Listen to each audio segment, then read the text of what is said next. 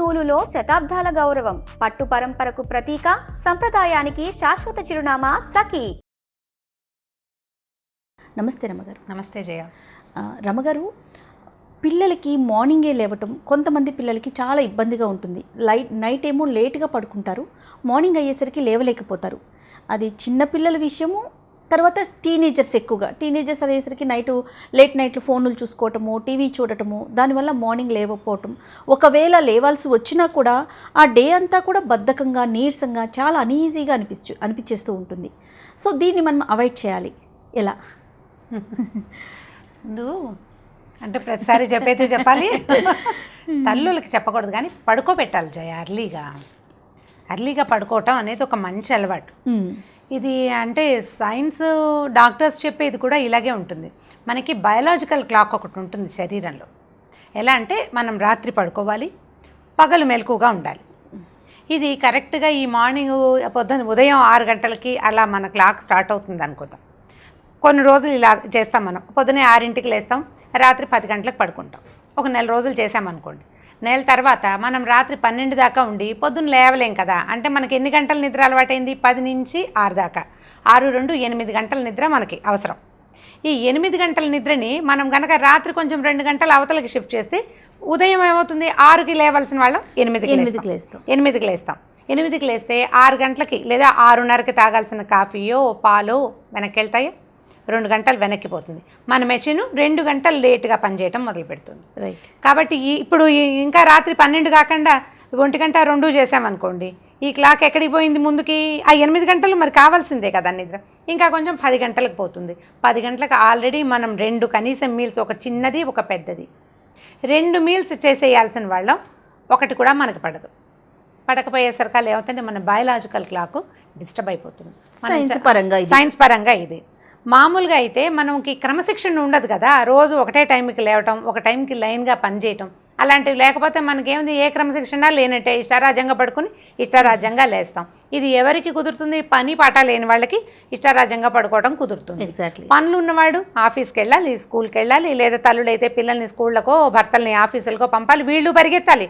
పాపం వాళ్ళకు కూడా ఉన్నాయి కదా ఇప్పుడు ఉద్యోగాలు. మన అమ్మల్లాగా లేరు కదా ఇప్పుడు అమ్మలు. మరి వాళ్ళ పనులు వాళ్ళకి ఉన్నాయి. ఈ ఇంత పరుగులో నిద్ర చాలకపోతే, అవును, రాత్రి సరిపడా నిద్ర 8 గంటల పూర్తి స్థాయి నిద్ర కనుక మనం తీసుకోకపోతే ఫస్ట్ మనకు వచ్చే సమస్య ఒకటి గిడ్డినెస్, తలనొప్పి, నిద్ర చాలా చికాకు, బద్ధకం. ఎవరేం మాట్లాడినా వాళ్ళని తన్నాలనిపిస్తూ ఉంటుంది. ఆరోగ్యపరంగా అయితే థైరాయిడ్, డయాబెటీస్, బీపీ, తర్వాత స్పాండిలైటిస్, ఈ 4 దగ్గరకు వచ్చేస్తాయి. కనిపించకుండా, మనకి తెలియకుండా. మొదటి రోజు రావు, మొదట సరదాగా ఉంటుంది. ఇది మనం ఎక్కడ స్టార్ట్ చేస్తాం చూడండి. మీరు మొదట బేసిక్ చంటి పిల్లల్ని తీసుకోండి. పిల్లలు ఎక్కువ నిద్రపోతారు కదా, పుట్టిన పిల్లలు చాలా గంటలు పడుకుంటారు. ఇవాళ రేపు చంటి పిల్లలు కూడా నిద్రపోని రకాలు కొన్ని కనపడుతున్నాయి. ఆ పిల్లాడు అసలు పడుకోడండి అంటారు. ఎందుకు పడుకోడో, వాడు ఏం చేస్తాడో, పడుకోకుండా రాజకార్యం మనకు తెలియదు. ఈ పిల్లలు ఎక్కువ నిద్రపోవాలి. ఎందుకంటే మొదటి 6 నెలల్లో వాళ్ళకి ఇన్నర్ ఆర్గాన్స్ పుట్టుకతోటే అన్నీ ఫామ్ అవ్వవు, పూర్తిగా చిట్టిగా ఉంటాయి. లివర్ కానీ హార్ట్ ఫంక్షన్ పర్వాలేదు, నడుస్తూ ఉంటుంది. లోపల ఇంకా ఆర్గాన్స్ ఉన్నాయి కదా, అవన్నీ చిన్నవిగా ఉంటాయి. ఈ మొదటి 6 నెలల నిద్రలోనే అవి పెరుగుతాయి. ఓకే. బాగా నిద్రపోతారు, లోపల పెరుగుతుంటే పిల్లాడు కూడా కొంచెం చక్కగా బొద్దుగా మెల్లిగా తయారవుతారు, పిల్లలు నూనబడతారు, యాక్టివిటీస్ వస్తాయి.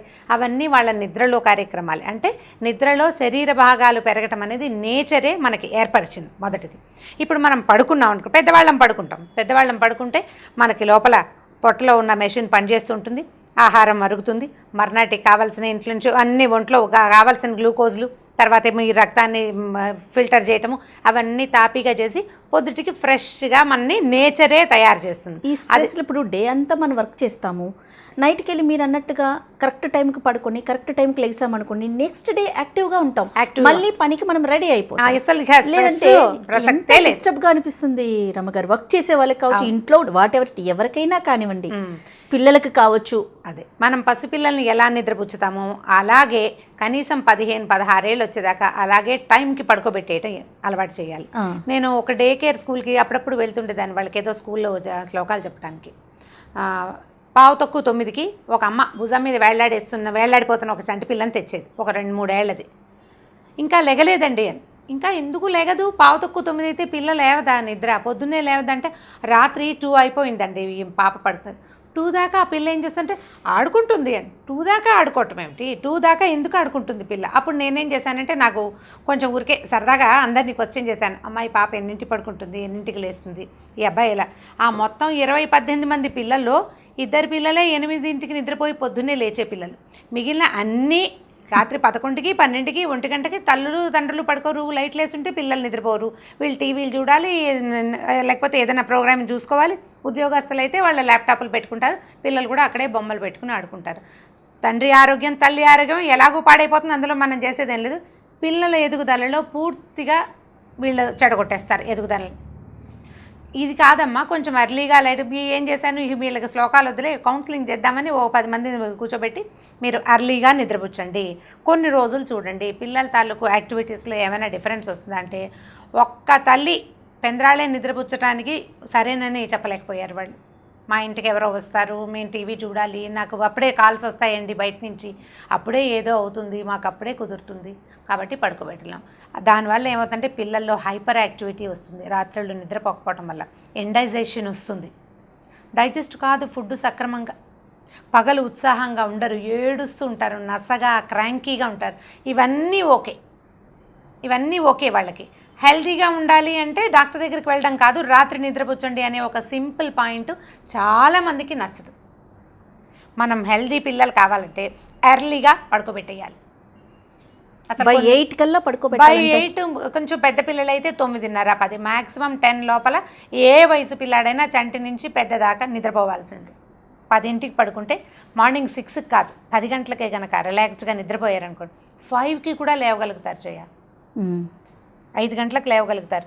ఒక స్కూల్ ఉంది మాకు తెలిసిన వాళ్ళు, మా వాళ్ళ అబ్బాయి ఒకటి చదువుతున్నాడు, వాళ్ళు మార్నింగ్ 7 కల్లా స్కూల్ బస్ ఎక్కాలి. వాడు ఎప్పుడు లేవాలి చెప్పు?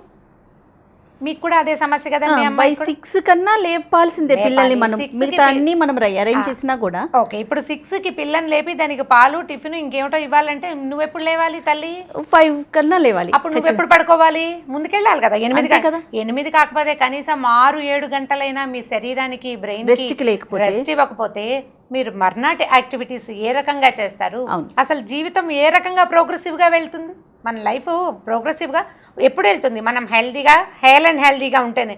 హెల్తీ లేదు, నిద్ర లేదు, ఇంకా ఏ రకంగా వెళ్తాం? దీని మీద ఒక కథ ఉంది జయ. అయితే ఒక చిన్న పాయింట్ చెప్తాను రమ్మగారు.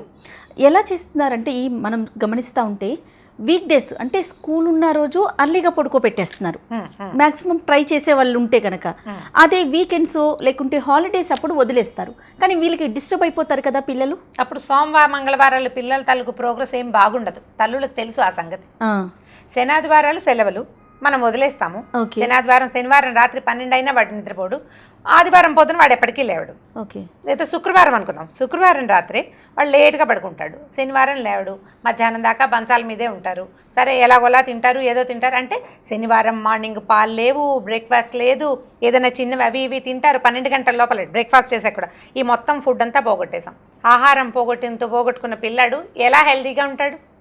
ఎట్లా వాడి గ్రోత్ బాగుంటుంది? వారానికి 7 రోజులు మనకున్నది, 2 రోజులు మీరు డిస్టర్బ్ చేస్తే మిగిలిన 5 రోజుల తాలూకు హెల్దీ థింగ్స్ అన్నీ ఈ 2 రోజుల్లో తన్నేస్తాయి. సో మనకు హాలిడే అయినా కూడా ఒక సిస్టమ్కి అలవాటు చేస్తే అదే కంటిన్యూ అవ్వాలి. 1 గంట రిలాక్సేషన్ తీసుకోవచ్చు. రోజు 9 పడుకోబెడతాం అనుకో, ఆ రోజు 10 గంటలకు పడుకోబెట్టచ్చు. రోజు 6కి లేచే పిల్లని 7కి లేపేయాలి. 10 దాకా మంచం మీద ఉండనివ్వకూడదు. 10 దాకా వాడిని రెస్ట్ తీసుకొనిస్తే వాడికి రెస్టే కాదు, మీరు ఫుడ్ కట్ చేస్తున్నట్టు అర్థం. ఆహారం పోతుంది. అసలు మనకి డయాబెటీస్ నా చిన్నప్పుడు నేను చాలా తక్కువ వినేవాళ్ళం. మా ఫాదర్కి ఉండేది డయాబెటీస్. మా మొత్తం ఊళ్ళో షుగర్ ఉన్నాయన మా ఫాదర్ ఒక్కరేనేమో, ఆయనకి వాళ్ళ పై వాళ్ళ నుంచి వచ్చింది. ఆహారపు అలవాటు వల్ల జెనెటికల్గా వచ్చింది ఆయనకి. ఇది అసలు చాలా తక్కువ. ఇప్పుడు ప్రతి ఆల్టర్నేటివ్ ఇంట్లో అందరికీ షుగర్లే. ఆ ఊళ్ళో పల్లెటూరే కానీ అందరికీ షుగర్, వయసుతోటి సంబంధం లేదు. థైరాయిడ్ కూడా జయ ఒక 30 ఏళ్ల నాడు ఒక్క థైరాయిడ్ పేషెంట్ని పువ్వులాగా చూసేవాళ్ళు. ఆవిడకి థైరాయిడ్ అని. ఇప్పుడు థైరాయిడ్ లేని పిల్లలు కూడా లేరు. మన కర్మ కామన్ అయిపోయింది, చాలా కామన్. డయాబెటీస్ ఎంత కామన్ అయిందో థైరాయిడ్ కూడా అదే కామన్ అయిపోయింది. దీని మొత్తానికి ప్రధానమైన కారణాలు 2. మనం అడ్డమైనవి తినడం, సక్రమంగా నిద్రపోకపోవటం, 3వది ఎక్సర్సైజ్ అంటే పని చేయకపోవటం. పనులు చేయటం 3 కారణాలు. ఈ 3 కారణాలు. చిన్నపిల్లలు పని చేయరు, వాళ్ళు తిని ఆడుకుంటారు, పడుకుంటారు. అంతే కదా. ఆట వీటి రెండు పడుకోవటము తిండితోటి కలిసే ఉంటుంది కాబట్టి రెండు విషయాలు తింటాం పడుకోవటమే పిల్లలు చేసేది, మిగిలిందంతా సక్రమంగా చేయించగలిగితే తల్లులుగా మనం ఆ బాధ్యత తీసుకుంటే బాగుంటుంది. సో రమ్మగారు, మీరు ఎప్పుడూ చెప్తున్నట్లుగానే తల్లులు ముందు దీనికి సంబంధించి మాత్రం ఖచ్చితంగా తల్లులదే బాధ్యత అనుకోవాలి. వాళ్ళు పడుకోబెట్టండి. అది వాళ్ళకి ఏదైనా పని ఉందనుకోండి, ఫర్ ఎగ్జాంపుల్ పిల్లల్ని పడుకోబెట్టి మన పని మనం చూసుకోవడం మంచిదేమో నాకు అనిపిస్తూ ఉంటుంది. ఏమంటారు? అదే కరెక్ట్ జయ. ఎందుకంటే ఇప్పుడు 8ంటికి పిల్లాడిని నిద్రపుచ్చాలి, వాడితో పాటు నువ్వు కూడా ఒక అరగంట పడుకో, తల్లి నిద్రపోతాం, ఒక హాఫ్ అన్ అవర్ నిద్రపోయాం అనుకోండి, ఫ్రెష్గా ఉంటుంది. పవర్ నాప్ అంటారు దాన్ని. ఒక అరగంట నిద్రపోయి పిల్లాడు బాగా పిల్లాడో 8 ఏళ్ల పిల్లలు కూడా తల్లి పక్కనే ఉండాలి కదా. ఇవాళ నిద్రపుచ్చాక వాడి పక్కన దిండు పెట్టి దుప్పటి కప్పి నువ్వు లేచి వచ్చేస్తే తర్వాత నువ్వు చేయాల్సిన పనికి మంచి ఓపికగా ఉంటుంది, బలంగా ఉంటుంది. ఈ పవర్ నాప్ తీసుకోవడం బెస్ట్ మెథడ్స్. చాలామంది అమెరికన్స్ వాళ్ళంతా పవర్ నాప్ తీసుకోమంటుంటారు. పావు గంట ఊరికి ఇప్పుడు ఎక్కడ పని చేస్తున్నామో అక్కడే సోఫాలో కాస్త తలవాల్చి 10 నిమిషాలు కనుక నిద్రపోతే యాక్టివ్గా ఉంటుంది. తర్వాత బ్రెయిన్ ఏం చేస్తుంటే ఆ 10 నిమిషాల రెస్ట్ తీసుకోవడానికి అలవాటు చేయటం కూడా చాలా మంచి అలవాటు. మధ్యాహ్నాలు చేయొచ్చు మనం. మధ్యాహ్నం మంచం కేసి 2 గంటలు నిద్రపోతే ఒళ్ళు వస్తుంది, అది మంచిది కాదు. 10 నిమిషాలు బ్రెయిన్కి కనుక రెస్ట్ ఇచ్చి మనం చుట్టుపక్కలవేవి వినకుండా ఉండడానికి ట్రై చేస్తే 10 మినిట్స్ ఆ పవర్ నాప్ తోటి తర్వాత 10 గంటలు చాలా యాక్టివ్గా గడుస్తాయి. పిల్లలకి మంచిదే, తల్లులకి మంచిదే. నిద్రపోతా వాళ్ళు ఎర్లీగా పడుకుంటారు, వాళ్ళతో పాటు మీరు కూడా కాసేపు నిద్రపోండి. లేచిన తర్వాత ఆఫీస్ వర్క్ అయితే office work, house hold work అయితే హౌస్ హోల్డ్ వర్క్ చేసుకుంటే బాగుంటుంది. ఇప్పుడు స్కూల్కి వెళ్ళేటప్పుడు అయితే మనం ఖచ్చితంగా ఒక టైంకి లేపాలి. స్కూల్లో జాయిన్ చేయక ముందు ఏం చేస్తాం, మీరు అన్నట్లుగా ఇప్పుడు డే కేర్ కావచ్చు, లేకపోతే ఇంట్లో ఉండేటప్పుడు లేటుగా పడుకుంటూ ఉంటారు పిల్లలు. అలానే మనం ఆ పద్ధతిని ఎలా మాన్పించాలి? అలా ఎలా చేస్తాను జయ, ముందే నేను చెప్పాను పిల్లల ఇన్నర్ ఆర్గాన్స్ అన్నీ గ్రో అవుతాయి నిద్రలోని.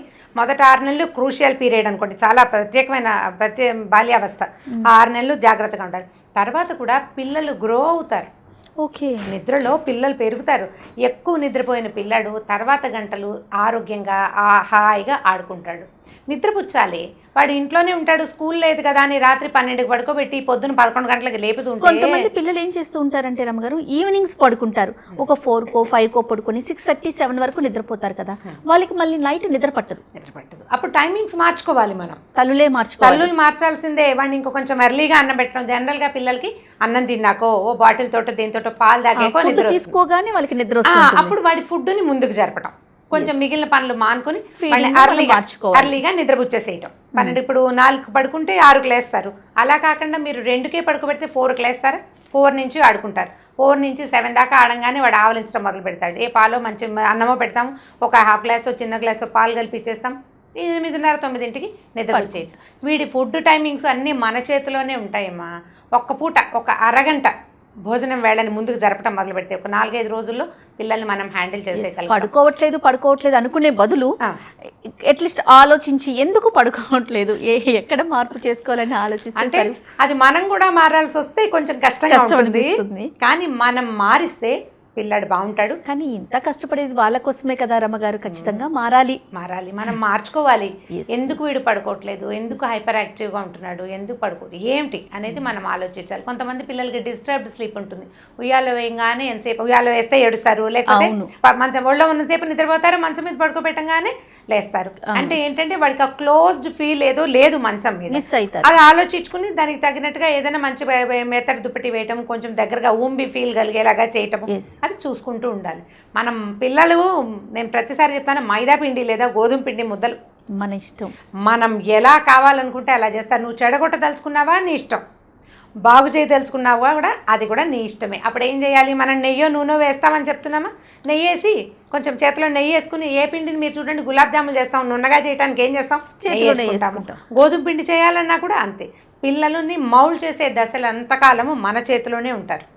మనం ఎలా నొక్కితే ఆ షేప్లో వస్తారు. కరెక్ట్గా నొక్కడం మనకి తెలియాలి మొదటిది, లేదా ఎవరి దగ్గరైనా నేర్చుకోవాలి, లేదా ఎవరి మాట అయినా వినాలి.